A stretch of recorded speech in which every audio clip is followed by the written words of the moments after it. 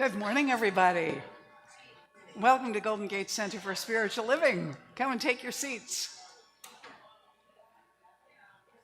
I am Reverend Mary Marie Shelton. I'm the community spiritual leader here. And I want to also welcome all those of you who are with us online this morning. Thank you for joining us on YouTube. We're glad to have you with us. One of the first things, now that you're all sitting down and you're all quiet and well-behaved, the first thing we do is stand up and walk around and say good morning to each other.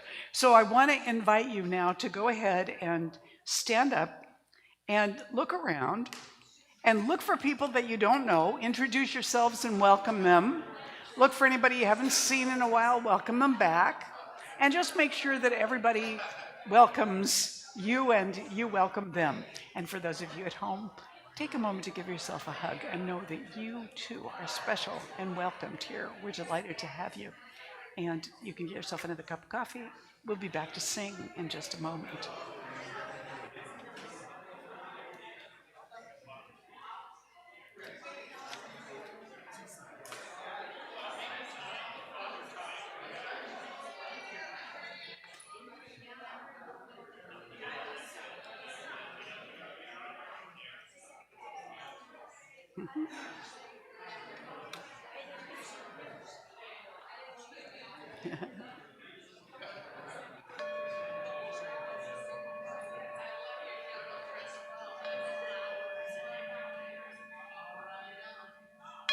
Oops.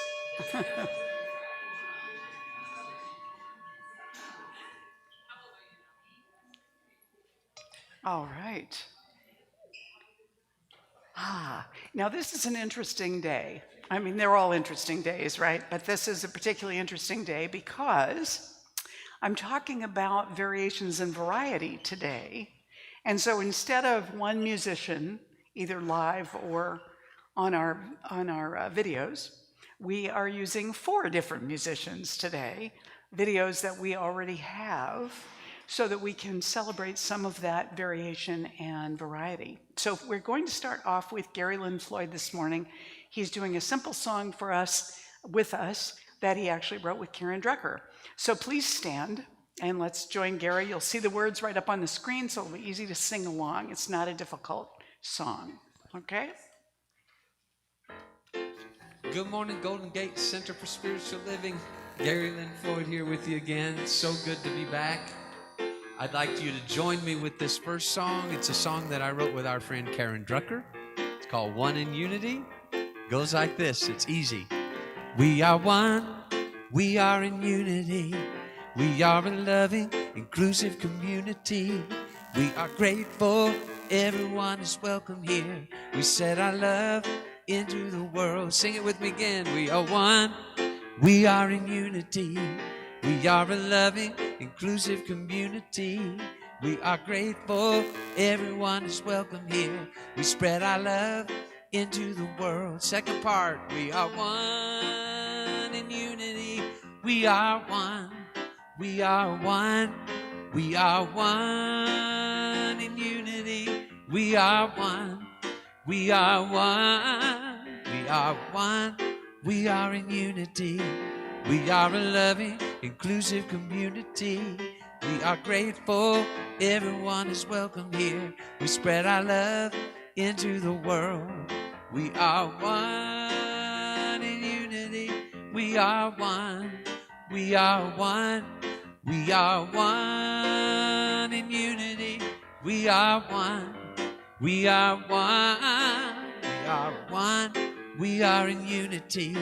We are a loving, inclusive community. We are grateful. Everyone is welcome here. We set our love into the world. We are one in unity. We are one. We are one. We are one in unity. We are one. We are one. One more time. We are one. We are in unity. We are a loving, inclusive community.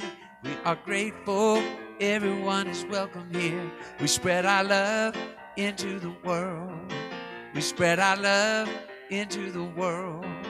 We spread our love into the world. You sound great this morning. Love you.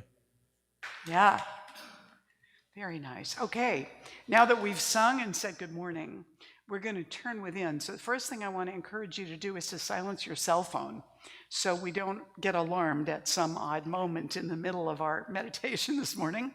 And we're going to take this time to just turn within and become centered. So Rick Walt, one of our beloved prayer practitioners, is going to come up and pray us in right now.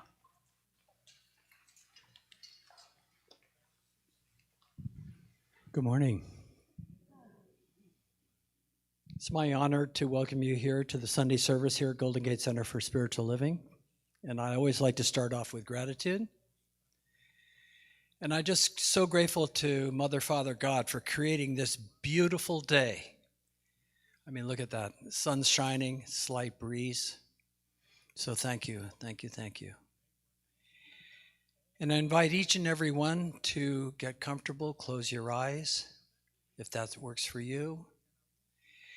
And just let go of anything that is getting in the way of you hearing the beautiful music, the words of wisdom from our beloved Reverend Mary. Just let it go.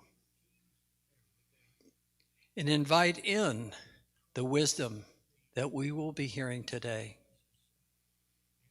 as we create this sacred space for the filling of each and every heart here as we learn about our sameness and our differences and how it all works with the one. So I am so grateful for any shift in consciousness that happens here today. I am so grateful. Thank you, Mother, Father, God, as I release this word into the creative law, knowing indeed it is truly already done in consciousness. I invite each and every one of us to say, and so it is.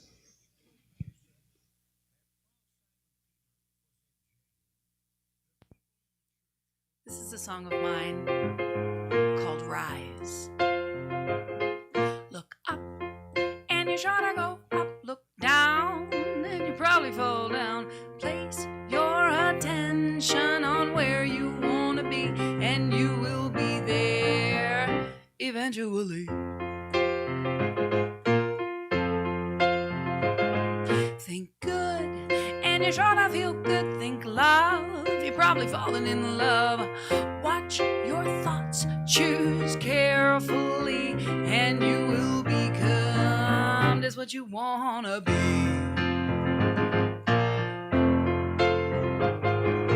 Rise, rise out of the old paradigm.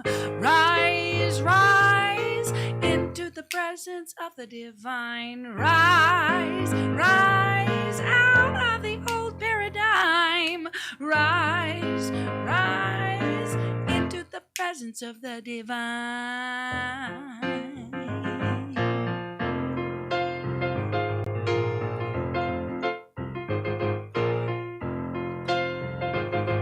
Look out and you're sure to go out. Look back, you'll probably fall back.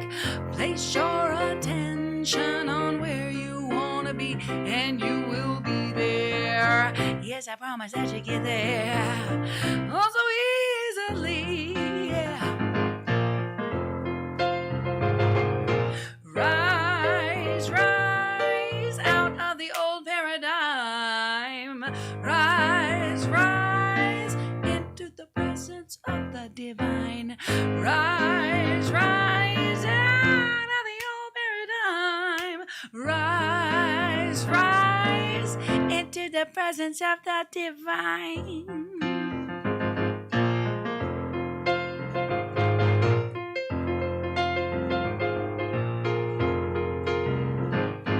Look up and you're sure to go up. Look down and you probably fall down.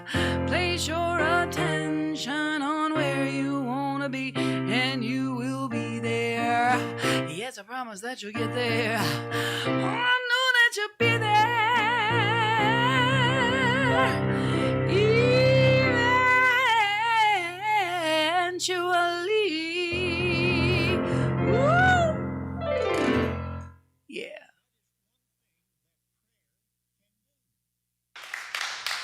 That's Amy Steinberg in North Carolina. So we had Gary Lynn Floyd, who is the artist in residence at the Reno Center for Spiritual Living, and Amy Steinberg, who is the creatrix of an online spiritual community.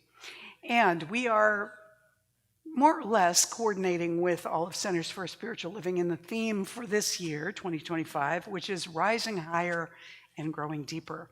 And this month of June, the theme has been Living Open-Heartedly, which is, it's so nourishing and fulfilling to do that. It's also a really difficult thing for us to do, particularly when we get snagged by differences that concern us or people that we disagree with. So we've been trying to practice, opening up a little bit more within ourselves to make a greater space for the differences. Because one of the things we know is that God prefers variations over sameness. Now, I'm going to provide you with evidence of this, all right?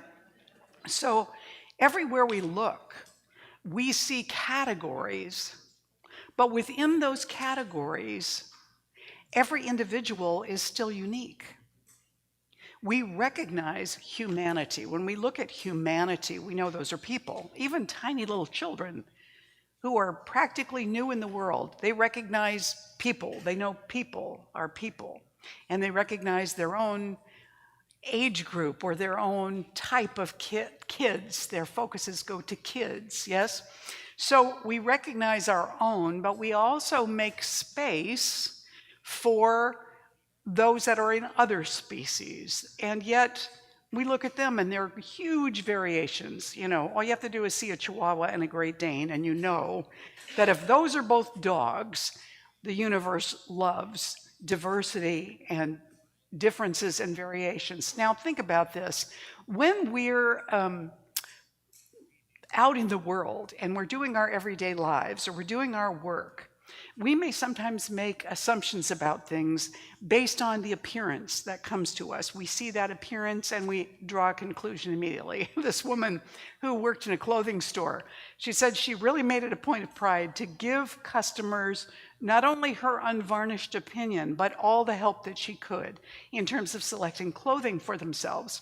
And one day, a man emerged from the fitting room and she took one look at him and she said, no.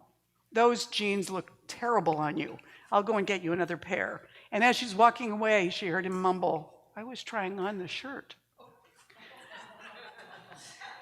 We make assumptions, and sometimes we're incorrect in the assumptions that we make. Now, you'd think somebody working in a clothing store would have recognized that the shirt was part of their shipment. I used to work in a clothing store. You need to know what your inventory is. But for some reason, she was focused on the jeans, and she mistakenly made an assumption about what he was looking for. When we are looking at creation, it's an amazing thing how much diversity there is. And the question arises for me sometimes, why? Why so much diversity? Now, I don't know, you can't see the specifics of the fingerprint here behind me, but the truth is that even identical twins do not have the same fingerprints. And it's not only that. Fingerprints apparently are formed as a complex interaction between genes and environment, even down to the chemical environment inside the womb. And that creates unique patterns so that even identical twins are different. Now, we know this also about snowflakes, and I thought this was really interesting. No matter how many billions of snowflakes fall from the sky, no two of them will ever be the same. Now, think of that as just profligate waste. How many snowflakes fall that no one ever sees? And yet, the trouble to make them unique has still happened for that particular snowflake, that particular pattern that will never be repeated again. Why so much diversity, so much diversity. No two stars are alike. In fact, the likelihood of two stars being alike is actually 0. The same is true with little grains of sand. Everything is a unique configuration. You know, we've always heard that blades of grass, every single blade of grass, there are a lot of varieties of grass, but even within a single variety, every single blade is different. Every one. Who's ever going to look at all those blades of grass and appreciate that they're all different, you know? And yet, the trouble to make them that way has still taken place. Let's see, I have a whole bunch of these. Well, we know about eyes, right? Not only are our retinas unique, but our irises are unique. Everybody's is different. Our tongue prints are unique. Our voice prints are unique. No matter how many people you line up together, no matter how similar they are, there are never two that are the same. Never, and there never have been. So our founder, Ernest Holmes, said, I like Sri Aurobindo's thought, as he says, it's for the delight of God. He says, I have never heard a more beautiful expression of the mystical meaning of creation. He said it exists for the delight of God. Now, Julia Cameron, the author of The Artist's Way, wrote, looking at God's creation, it's pretty clear that the Creator itself did not know when to stop. There is not one pink flower, or even 50 pink flowers, but hundreds. Snowflakes, of course, are the ultimate exercise in sheer creative glee. No two alike. This Creator looks suspiciously like someone who just might send us support for our creative ventures. And I think sometimes the universe shows up with this quirky sense of humor. I just saw a thing this morning as I was looking at Facebook, and I can't remember what town this is in, but somewhere there's a town that made a rule that said that this year there would be no rainbow lights for the Pride Month on their bridge. No rainbow lights this year. Right, somebody posted a photograph of the bridge with an actual rainbow that had formed over it. It's like the universe was going, tee-hee, you know. So what we see is that creating endless variety seems to be the way of the universe, the way of creation, the way of God.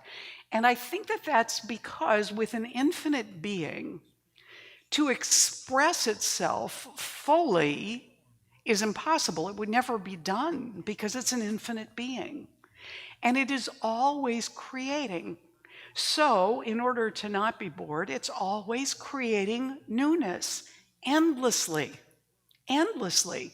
Now, if we look at anybody who's an artist, what we see is that they don't just keep creating the same exact thing over and over again.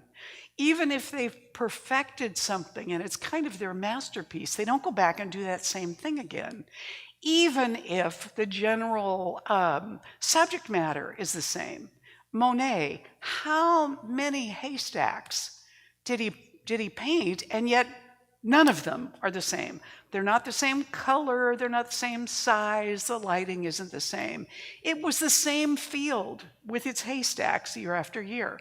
But when he painted them, he saw something different, and he captured something different every time that he did it. So we see that not only the infinite, but also we, as an expression of that one, that infinite divine presence, we also have that, not only the capacity, but the impulsion to create newness, to create more, to express ourselves further, to change our minds, to go a further distance, to explore something again, or to learn a new thing, no matter where we are in our lives. So our process as human artists is experimentation and discovery, because creating endless variations is fun. It's fun for us. It's fun for the infinite. Now think about this. As an infinite creator, the one, whole, unbound by time or space, God's got to be expressing, experiencing, and wouldn't it be fun to create a whole bunch of beings out of itself who also feel impelled to create, so that not only is the one creating all the time in and of itself and creating endless variety, it's also creating creatures that want to create endless variety. Multiplying. If you've ever played a video game where things multiply, and then you have to merge them, and then they multiply into something else, this is kind of a mini version of what the universe is doing all the time, what the infinite is doing. And what we find is that Ernest Holmes, the founder of Science of Mind, makes a comment that unity does not mean uniformity. Our oneness doesn't mean that we're all the same. He says, life has set the stamp of individuality upon everything, from a blade of grass to a person. There is unity at the center, variety at the surface. Now, this is our cats at home. These cats are sisters and litter mates. They have some similarities, as you can see, but their markings are not identical. Their colors are not identical. They're not the same size. Their tails are different. They have different personalities. They are as near to being the same as two siblings from the same litter might be, and yet they are completely individual, distinct, and different from each other.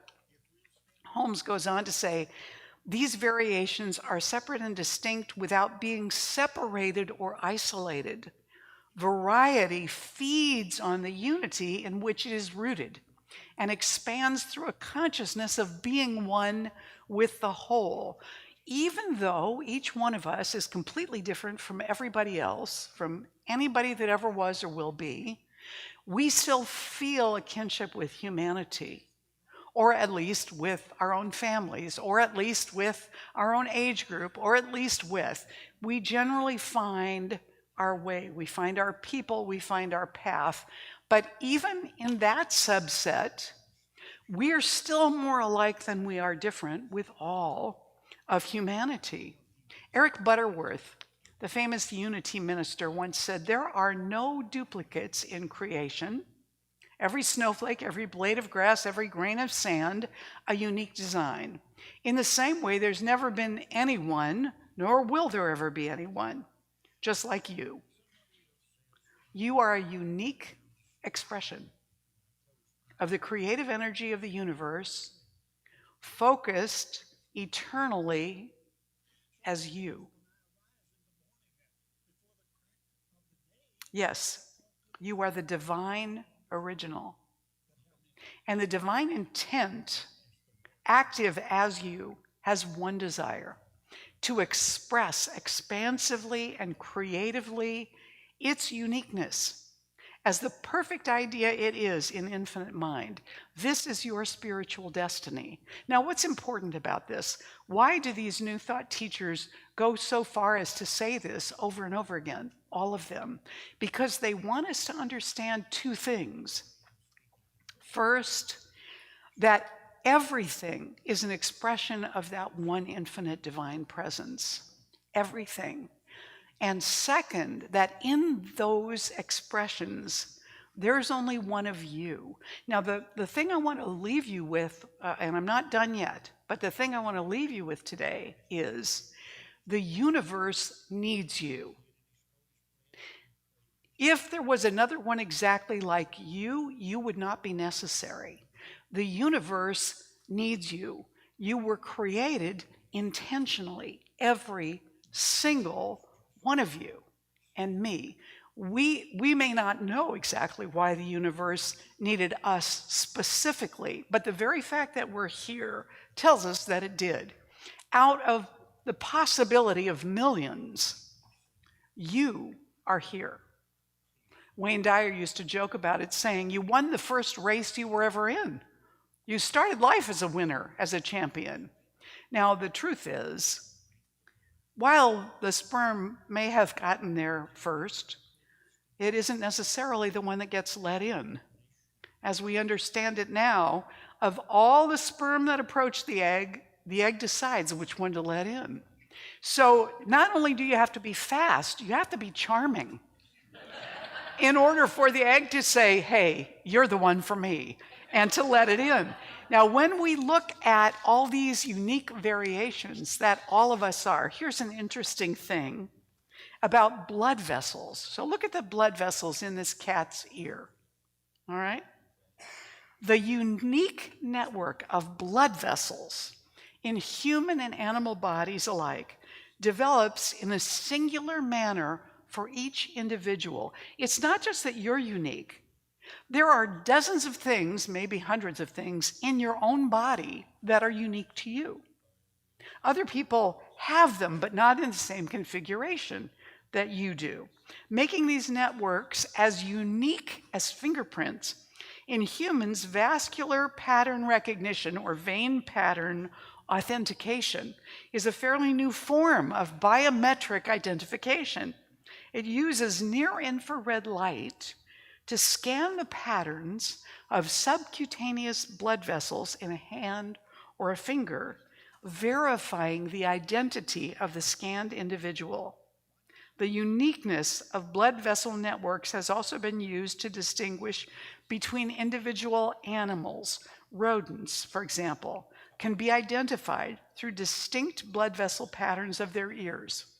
The same with cats, providing a quick, non-invasive, and painless way of telling these little creatures apart. It's not only true with the tiny ones, whale flukes, the big tails. The underside of the tail has a unique pattern configuration on it. No two are exactly the same. So when we look out at those of our species that seem different from us, we think of them as they and them. When we look at people that look more similar to us, we think of them as we and us. And yet the truth is that there is this genius going on of multiplicity within unity, of diversity within unity. And it's true of everything there is. So we, in our chemical combinations, resemble stars or asteroids or mice or stones or you name it. We carry similar things within us, which is the all that there is of the divine. When I interact with our cats, I can see that they have memory and they have planning.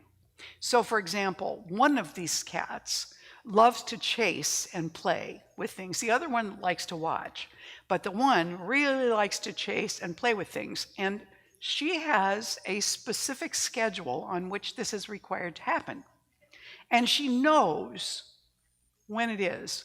So for example, when Amanda gets up from the kitchen table, she must go play in the living room with something with Callie.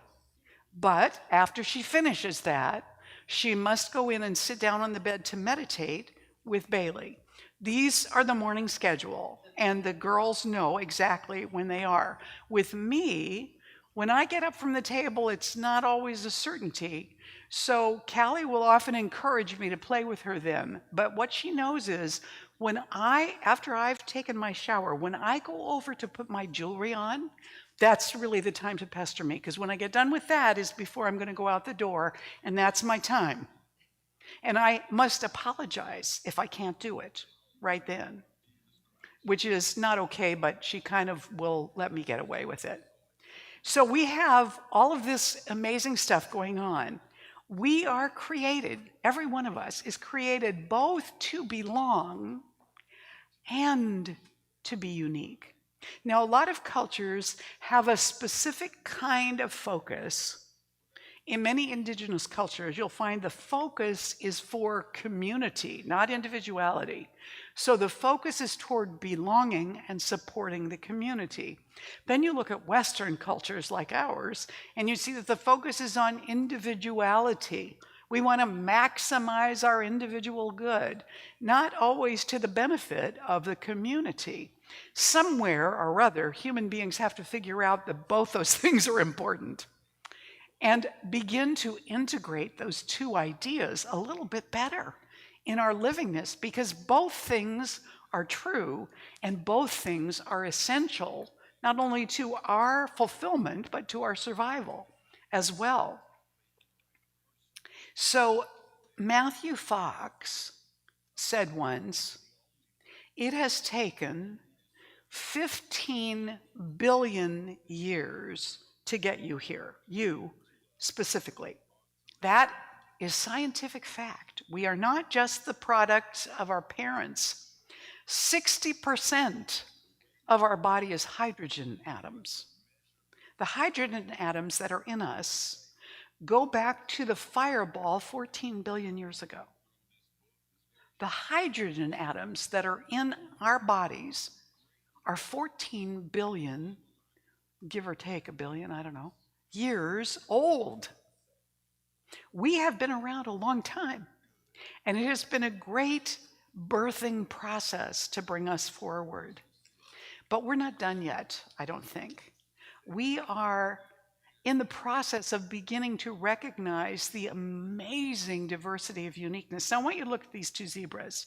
You can tell immediately by looking at the picture that they're zebras, right? There are all kinds of things that are unique to zebras, but if you look closely at these two, they are not identical. And in fact, no two zebras have the same exact stripes. No two leopards have spots in the same places. No two animals that are a pattern. No two hummingbirds. No two storks. And you know what got me to wondering this morning? I just wonder if birds' feet are all unique. If you look at the little birdie feet with three claws, and you compared every other bird, would all their feet be unique? I suspect that they are, that they're all different. St. Augustine said, "Men go abroad to admire the heights of mountains, the mighty billows of the sea, the broad tides of rivers, the compass of the ocean, and the circuits of stars, and pass themselves by." Brian Swim said, "I think one of the worst crimes on earth is that we're not telling every child this. Every child. So instead of having them identify themselves in some small little way, they begin to see themselves as a cosmic event and that they are assembled out of stars."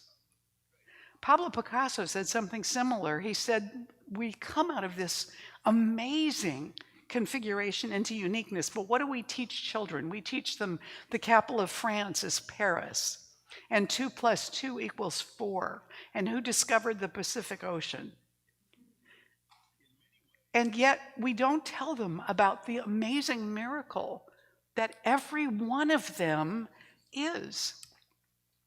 So we have this uniqueness going on. It seems to be essential to the universe that we have this uniqueness. We want to begin to revel and delight in our shared community, because the community is what nourishes us, it protects us, it gives us strength. We want to become a community that is not turning against itself and turning against each other with so much foolishness, with so many small ideas. Rather, to look for the amazing bits that every single one is contributing. And we want to also revel in our individuality, because we are needed and wanted by the universe. That's why we're here, because we're contributing something nobody else can bring.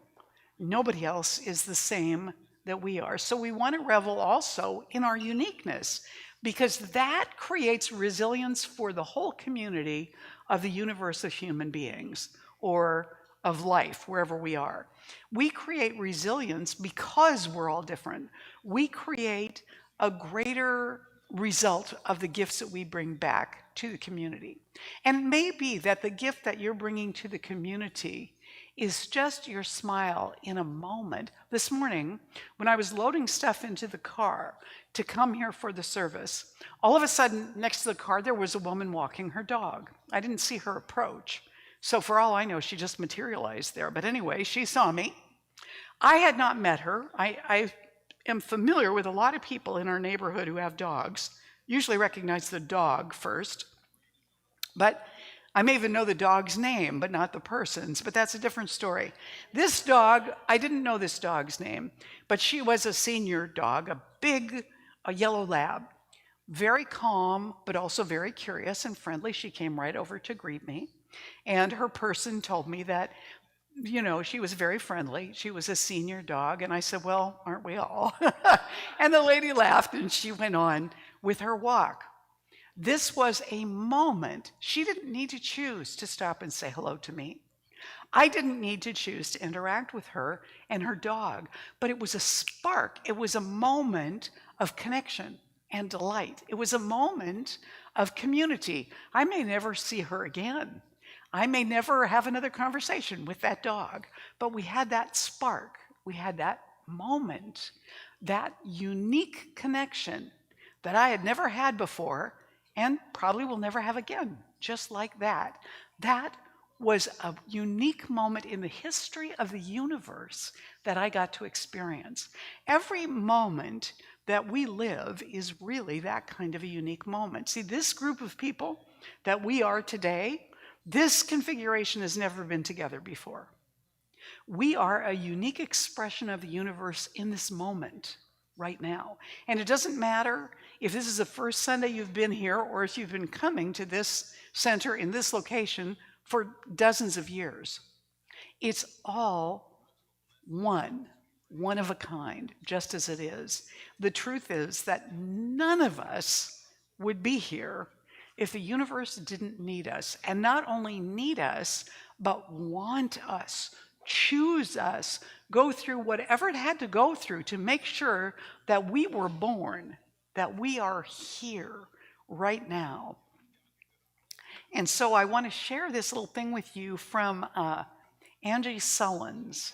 She says, the next time you refuse to sing because you'll never fill a stadium, or decline the joy of dance for fear of looking ridiculous, or you resist risking the new adventure because you're not entirely ready, or you dim your shine because you're not completely healed and whole, the next time you hold yourself suspect because you're not entirely qualified, just remember, a bird doesn't sing because it's talented.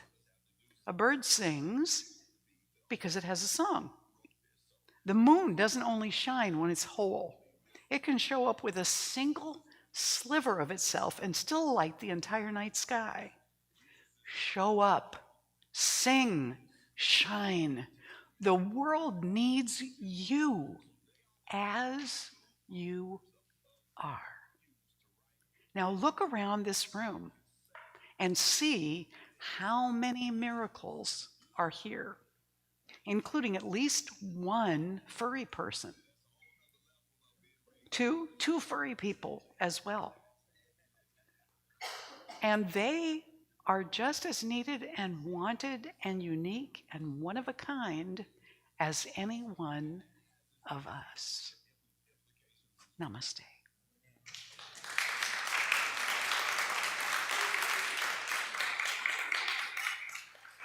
So let's take this and anchor it within. Right here and now in this moment, in this place, there is only one.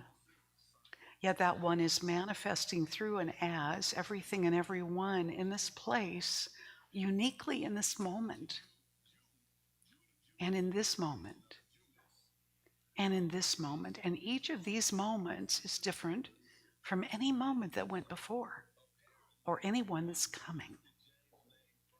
In this miraculous, amazing expression of uniqueness, I know that the universe continues to fine-tune, to grow, to expand, to express in amazing ways. And we are blessed by being invited into these moments that are ours to savor and experience and share. So I claim for each one of us an awakeness, an awareness, a remembering, and an attention to the precious moment we're breathing in right now. And as we breathe in this moment, we recognize the presence of God is everywhere around us and flowing through us. It is a presence of infinite love, never bounded by time or space or circumstance, never limited by our own history or our apparent mistakes or failings. That divine presence is right here with us in this very moment, bringing us blessing. It's said that every blade of grass has its own angel bending over it, whispering, "Grow, grow." Another version says the blade of grass is being poked, prodded, motivated. So we take in all the prodding and we bless it even as it annoys us. We know that everything that is occurring is leading us forward in a divine expression of good. And we surrender into that good. We call it forth and empower it to come forward even more in our lives by our attention to the beauty and the blessing and the good that we cherish and treasure. As we go into this week, then, we take this awareness, we take our sense of humor, we take our willingness to be changed, to be deepened, to be transformed in that one into more and more of ourselves. And we are deeply grateful for all of this now. So we release this prayer into the creative law of mind and spirit and into the heart of God where it always has been the truth of us. We let it go. And together we say, and so it is. Yes. Now please stand and join me in the morning affirmation as we say together, the diversity and variations of life convince me that the infinite delights in variety of every kind. So I too honor the variations of life with loving respect, awe, and appreciation. And so it is. You may be seated. And I invite the ushers to come forward now. This is our sacred giving time. If you are online with us this morning and you'd like to make a contribution, you can do that by texting the dollar amount you choose to give to the number on the screen and then just follow the directions. For all those of you that have brought a tithe or offering this morning, I'm going to invite you to hold it over your heart to bless it. And all of us here, if you're here for the first time, your presence here is your gift. And all of us here want to bless the uniqueness that we are and all the gifts Golden Gate has received this week. So I invite you all, and those of you at home, to put your hands over your heart as we bless the offering together, as we say, "This gift I give is God in action. I now send it forth to bless and to prosper. I know that everywhere it goes, it is creating a world living in love, one heart and one thought at a time. And so it is."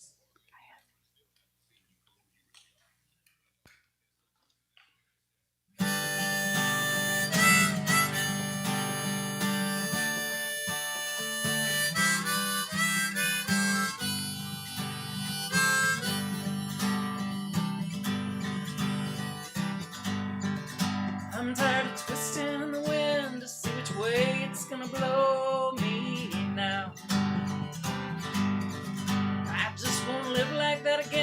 gonna choose a different path some way, somehow. And I gotta live free. I gotta live for me.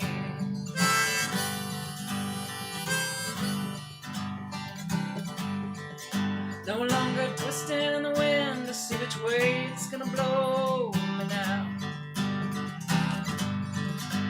With my heels I'm digging in, I'm gonna hold myself to higher ground. And I gotta live free. I gotta live for me.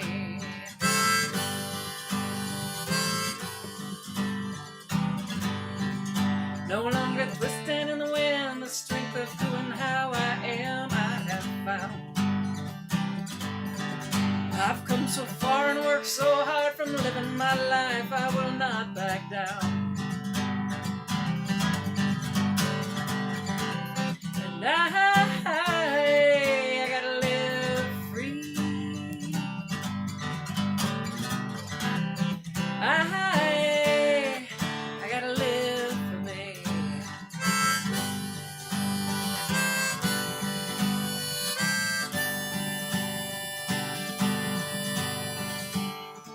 Every moment is a choice point. Every thought is a creative one. So how, tell me how are you?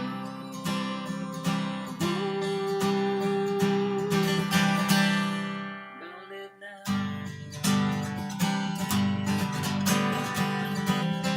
I gotta live free.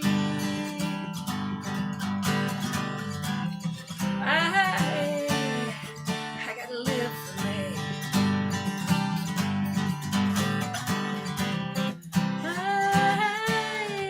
I gotta live free.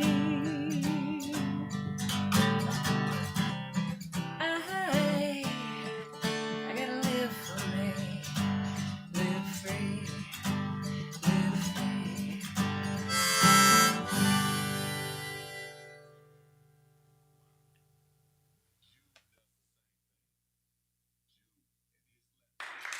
That was Reverend Christy Snow. And we're going to see Harold Payne at the end of the service today. So now we do, all of us, on behalf of Golden Gate Center for Spiritual Living, accept this offering, and we send it out into the world charged for the community and individuality to work together in love harmoniously. And so it is.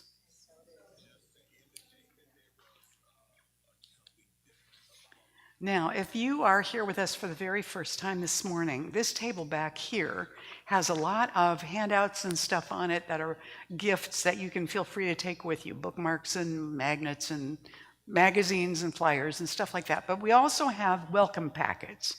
Make sure you get a welcome packet and take out the blue card in it, fill it out, and give it to Galen back here, one of our prayer practitioners who's waving around a little book. We're going to give you a little book as our thank you for that blue card. It's called Nourishing Thoughts, and it's a little book of affirmations you can carry easily with you to give you a boost whenever you're sinking into the separation consciousness. And that is not only our thank you for being here, but also an invitation to come back and be with us often in the future. We'd love to get to know you all. Also, I want to thank everybody who was here to help set up this morning, to help set up the snacks, Joe's lovely altar of diverse flowers of every single color. Joe Hughes did that. Our practitioners on the table and in the back doing our high watch. Let's just thank everybody that's been involved in putting together this lovely morning for us.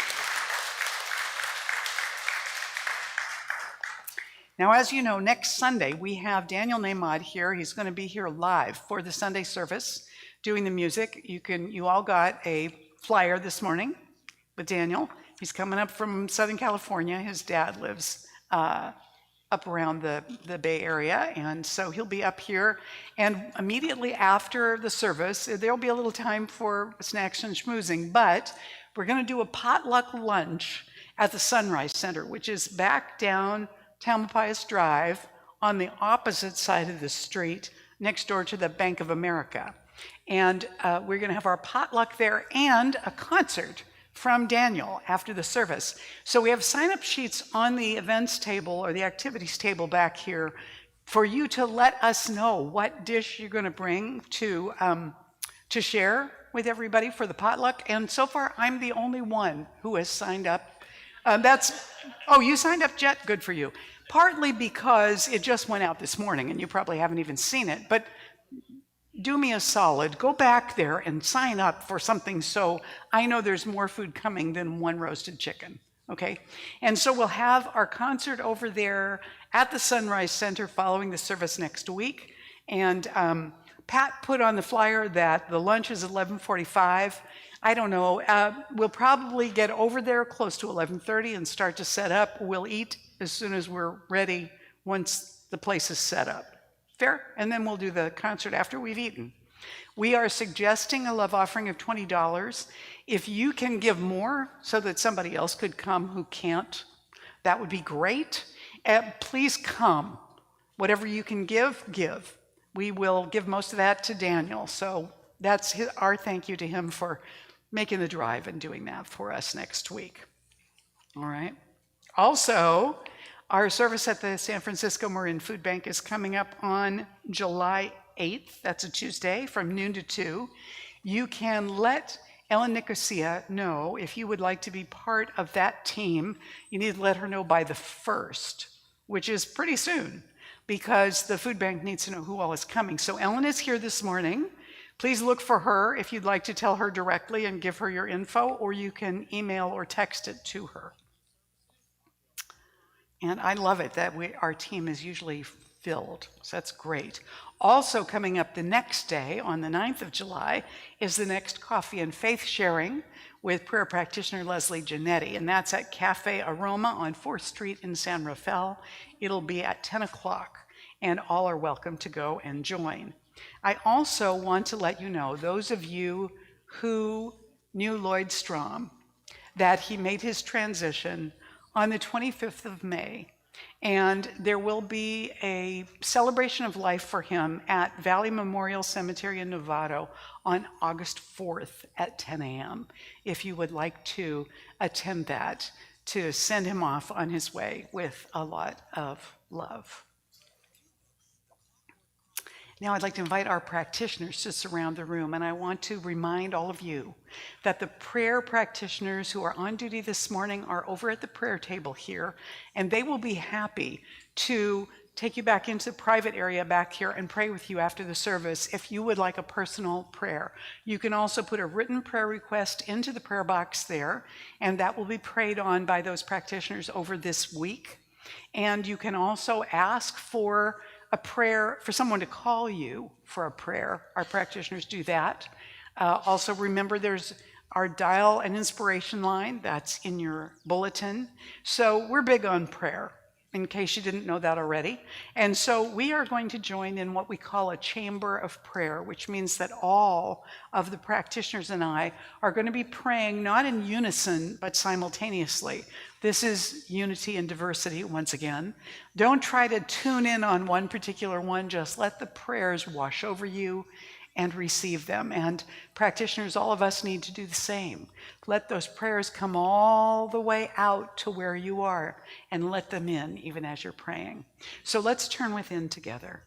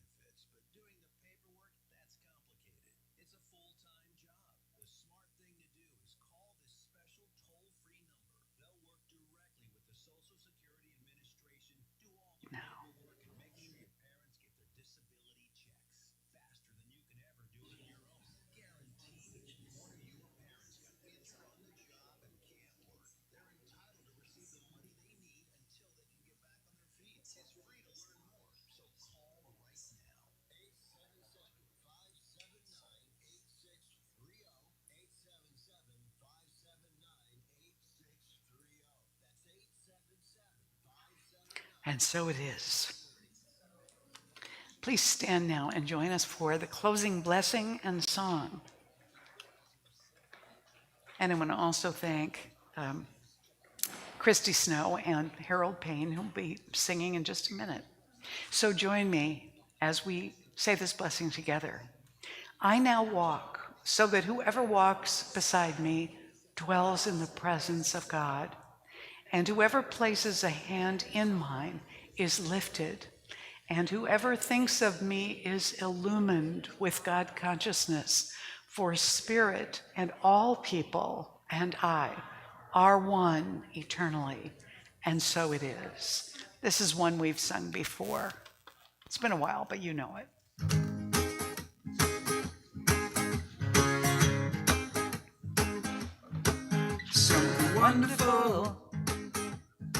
Something wonderful is happening to me right here, right now. Something wonderful is happening to me right here, right now. I can feel it in my body. I can feel it in my soul. I can feel it in my heart. And it won't let go.